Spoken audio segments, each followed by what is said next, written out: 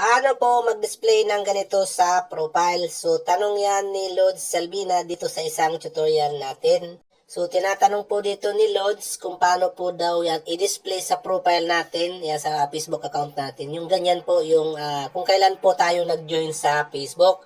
Yung parang ganito po. So, halimbawa dito sa profile natin, ayan. So, makikita po natin dito pag may nag-visit sa ating profile, yung ganyan po, ayan, kung paano daw po i-display yan sa ating mga account. So, ganito lang po, Lods, ang gawin mo kung paano nyo po yan i-display. Siyempre, i-open nyo lang po ang inyong mga Facebook account. Ayan. And then, pagdating po dito sa inyong mga Facebook account, pumunta ka dito sa tatlong slash na yan. Ayan. And then, pumunta ka dito sa iyong profile. Click mo yan, profile name. And then, pagdating dito sa iyong profile name, pumunta ka naman dito sa edit profile. Click mo yan.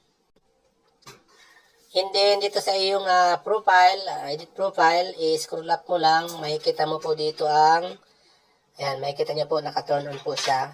Dito po sa detail, ayan, click mo yan. And then, dito sa edit detail nyo, i-scroll up nyo lang po, dito sa pinakababa, makikita nyo po yung join Facebook, ayan, button na yan. Kailangan po, naka-check po yung button na yan, okay? Huwag nyo pong i-uncheck yan ng ganyan.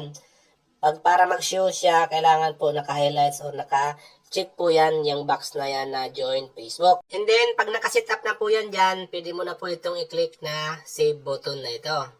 Ayan. So, wait nyo lang po mag-update or refresh nyo po, and then lalabas na po yan sa detail. Minsan lang po, nasa baba yan, kung marami kayong nailagay dyan sa inyong detail, nasa baba yan, or minsan po nasa taas yan, okay?